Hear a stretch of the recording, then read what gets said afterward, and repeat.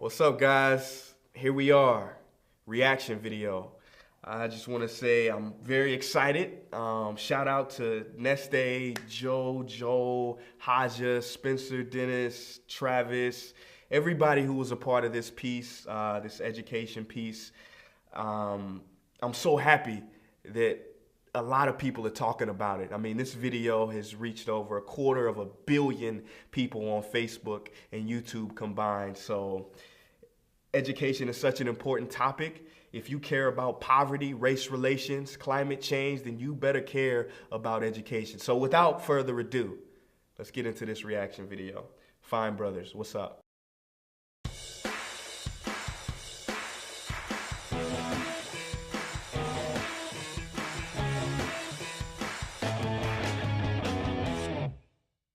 Albert Einstein once said, everybody's a genius. I saw this. But if you judge a fish by its ability to climb a tree, it will live its whole life believing that it is stupid. That quote is written in my math class. Ladies and gentlemen of the jury, today on trial we have modern day schooling. Tell me, school, are you proud of the things you've done? Oh, I think I've seen one of this guy's videos before. Turning millions of people into robots, do you find that fun? I call school to the stand and accuse him of killing creativity, individuality, and being intellectually abusive.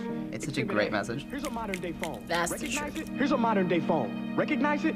Here's a phone from 150 years ago. Big difference, right? Stay with me. Here's a car from today. And here's a car from 100. But we still use the same books, right? Still the same. Here's a classroom of today. And here's a class we use 150 years ago. Still the same. Now ain't that a shame? In literally more than a century, nothing has changed. Yeah, nothing has changed. Nobody ever brings that to light, you know? Just how school hasn't changed. Do you prepare students for the future or the past? Everyone can't just be put in these classrooms and expect them to all have the same results. You were made to train people to work in factories, which explains why you put students in straight rows, nice and neat. Tell them sit still, raise your hand if you Yeah. gotta speak, give them a short break to eat. It's like robots. For 8 hours a day, tell them what to think. Oh, Make them compete to get an that's, A. I've never thought of it like that. That's terrifying. See, every scientist will tell you that no two brains are the same, and every parent with 2 or more children will confirm that claim. Yes, that's my family. Teachers should earn just as much as doctors, because a doctor can do heart surgery and save the life of a kid, but a great teacher can reach the heart of that kid. And True. Teachers do so much for the society, Yes. yet they're like the lowest paying job. And if we can customize healthcare, So much. cars, and Facebook pages, then it is our duty to do the same for education, to upgrade it, change it. He is like representing students. No more Common Core. Instead, let's Hated Common Core. Yes, no more Common Core. sure math is important, but no more than art or dance. Yes. Art schools are good. But countries like Finland are doing impressive things. Right. They have shorter school days. Teachers make a decent wage. Homework is non-existent, and they focus on collaboration instead of competition. That is But true. here's the kicker, boys and girls. I completely support this. Their educational system Thank you. outperforms every other country in the world. While students may be 20% of our population, they are 100% of our future. So let's That's true. He's right on a lot of this. There's no telling what we can achieve. This is a world in which I believe. A world where fish are no longer forced to climb trees. I'll rest my case. That was beautiful.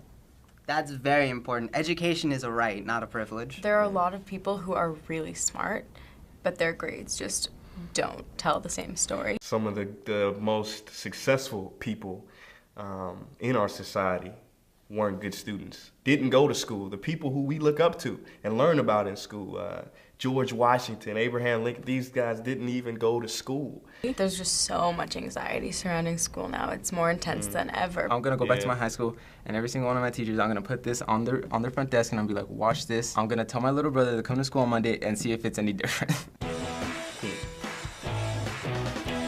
So this video was made by the spoken word artist Prince EA, who makes content around issues to take a harder look at in society. So what do you think was the message he was trying to get across with this video? I think he was trying to encourage students that kind of feel like failures at school. Stop putting our children in like machines. Stop taking the creativity out of school. Everyone's different in that we really need Like to this guy. push schools faster because we're really stuck in a really stupid place. Although education is important, there are also other factors like arts and stuff that help mold students as far as creativity goes. You expect to learn, you know, valuable information that's going to help prepare you for the real world, but you don't learn any of how to pay taxes, finding a job. The education systems in most of America are not working and are not geared for the children of today. The same way they were taught 50, 60 years ago is still how it is today. Traditional schooling is like,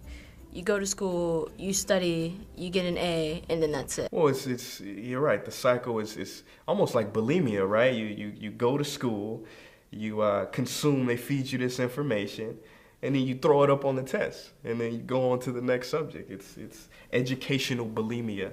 He was criticizing school and he was pointing the finger, not at teachers, not at schools individually, but at the system as a whole. So being a teen yourself and someone who is currently enrolled in our schooling system, what do you think about your current education and if it is preparing you for your life as an adult? I do not think it prepares us for our life as an adult. As soon as Common Core hit, it was like health was gone, sex ed was gone, which we really need now. They are teaching us a lot of important things, obviously, but I don't know how to like pay bills and stuff, and like I need to know that. All my classes, like, I'm not getting anything out of them, just to be honest. I'm sort of doing the work so I can get that piece of paper that says I graduated. My school's project-based, so we learn about a topic and then we make a project off of it, and that's how we learn. It prepares us for life, my school, but it doesn't prepare us for college, and so a lot of kids struggle going from our high school to a college. Where do you learn how to be on your own, you know? It's just like, do you expect us to learn on our own? Because there are a lot of stuff that we can't learn by ourselves, you know? And it's just, again,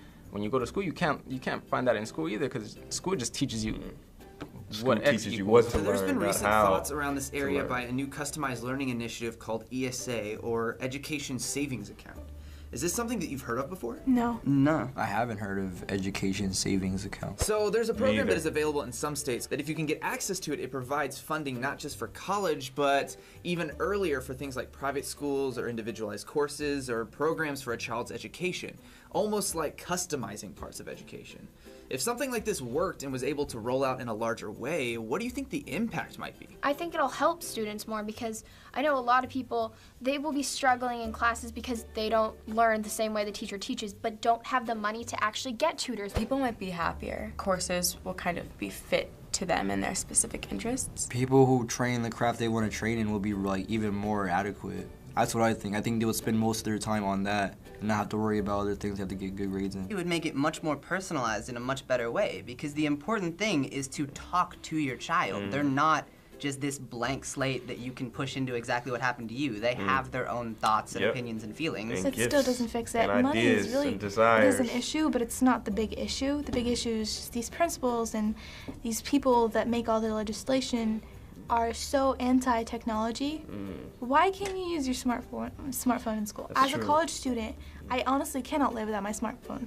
I have all my lectures on it, I have all my slides on it, I take pictures of everything I need. It's better for both me and my teacher. I think it makes sense. You know, a lot of teachers in class, they take the cell phones away from the kids. Don't be on your, let's put the curriculum or the lesson in the phone, where their attention is. You know, let's use technology and enhance learning through technology. It makes sense to me. And I've heard other teachers tell me that they want to do this, but you know, the way the school systems are structured, they can't. So finally, we asked this through the adults when we covered another one of Prince EA's videos, so we'll ask you as well. What do you think is the impact of videos and art created by people like him that get shared on social media in this way is for these important issues, compared to when you hear it from, let's say, like a politician? Sadly temporary. We're all going to talk about this for like 2 weeks, and then we're all just going to brush it aside. Politicians and that sort of whole group, they just seem like a puppet to most of the country. Seeing these people like Prince EA or whatever, he just seems like, you know, he seems like a person. Like he's there and the way he talks, like it really gets to you. It's coming from someone that's just like you. Like if someone has a camera, they have a voice in this media and they can say whatever they want and have their own opinion. And this person doesn't have like an agenda to push to help him run for an office. He's just trying to get a message across, and it's very, very pure and innocent. Thanks for watching this episode of Teens Wow, React. there Let you us know go. what issue There you'd you like go. us to Yeah, react to and discuss in a future episode. Bye, guys. Bye, A everyone. lot of people want me to run for president, run for office, but I always say, you know, the first thing I would do if I was president is resign. You know, it's for me, the message is about the individual, you know, individual responsibility and taking it upon ourselves. So now the question is, how do we fix it? I've read your comments and they say, oh, Prince EA, you have all these great big $10 words, but you never give us any solutions. How can we fix it? How can, right now, right here, right now, let's talk about how we fix it. And I have 4 ways on how we can fix the educational system, not only in this country, but in the world. Number 1, we have to look at education. Education comes from the Greek word educe, meaning to draw out, as in to draw the talent out of a person. School, on the other hand, is about putting more stuff in, putting more and more stuff in. So in that sense, education can get in the way of school. It's unfortunate when it's a big problem when the number 1 most asked question in classrooms is this gonna be on the test?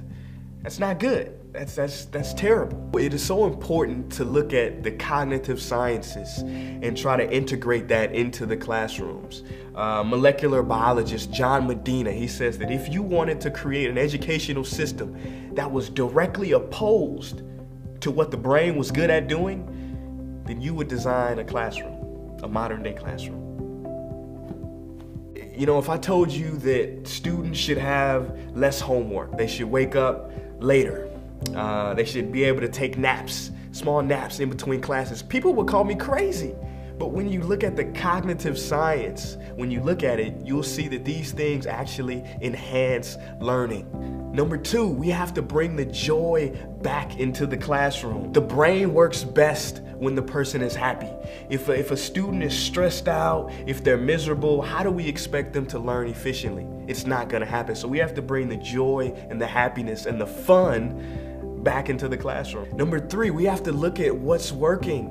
Countries like Finland, they're doing something, and we have to look at, okay, what are they doing differently? How are their scores and their students outperforming us by so much? What are they doing? Well, it's interesting, their whole paradigm is different. You know what the number 1 most sought after career in Finland is? Teaching. Teachers. You know, that Finland takes care of their teachers. Their teachers earn 2.5 times that of what American teachers earn. And they have more rigorous standards. You need a master's degree and experience teaching before you can become a teacher in Finland. Here, you don't need that. And lastly, we need a more individualized approach. See, every child has a gift inside of them. You know, a lot of people say, oh, I want my kid to go to a gifted school. There are gifted schools. Every child is gifted. It's about us trying to draw that gift out of them. You know, I always say, what if the cure for cancer exists in a child right now, sitting in the back of somebody's classroom, not being engaged, not motivated, not raising their hand. But the cure for cancer exists inside of them. And if that potential, if that idea was tapped into, they could save billions of lives. But right now, they're just fish being judged by how well they can climb a tree. All right, so last thing I want to tell you guys is this.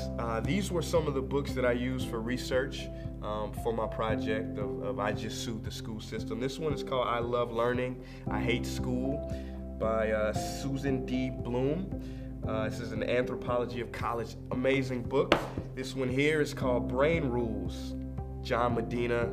This is a great book to not only help you understand yourself, but also a lot of teachers, I think, would find it useful in their class to use some of these techniques in their classroom. And this one, probably the most dangerous book of all, by this guy, John Taylor Gatto, An Underground History of American Education.